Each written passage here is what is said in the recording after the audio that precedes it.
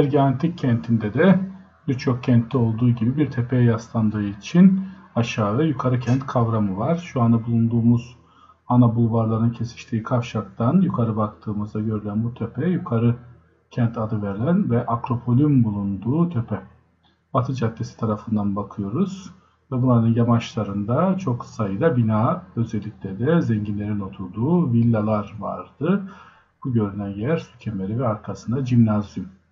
Buradan sağa doğru devam ettiğimizde bu tepeyi bir kale gibi saran sur duvarları görüyoruz. Özellikle Bizans döneminde yerleşim yukarı kente kaydığı için burası bazı sur duvarlarıyla sağlamlaştırılmış, koruma altına alınmış. Kestros çeşmesi hemen tepenin dibinde bulunuyor ve bu çeşmenin yanındaki merdivenlerle yukarıya doğru çıkış sağlanarak Akropol'e çıkılabiliyordu.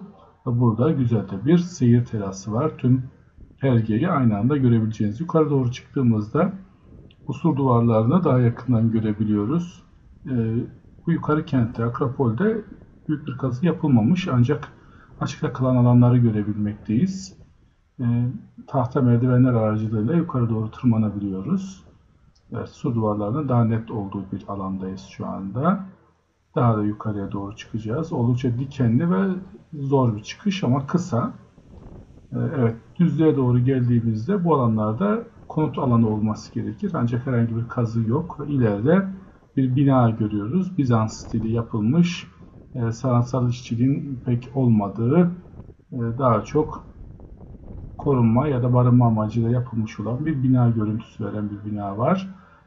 Yapılan araştırmalarda burada 2 adet kilise, 3 ya da 4 tane de tapınak olması gerektiği, yollar olması gerektiği biliniyor. Yine yamaçlarda çok sayıda konut ve villa bulunması gerekiyor. Bunlar da zamanla yapılacak olan kazılarla açığa çıkarılabilir ve aşağıdaki ovayı ve Sütunhane Cadde'nin bulunduğu alanı görüyoruz. Burası da bize Perge'nin asıl aşağı kentini tüm ihtişamıyla gösteriyor.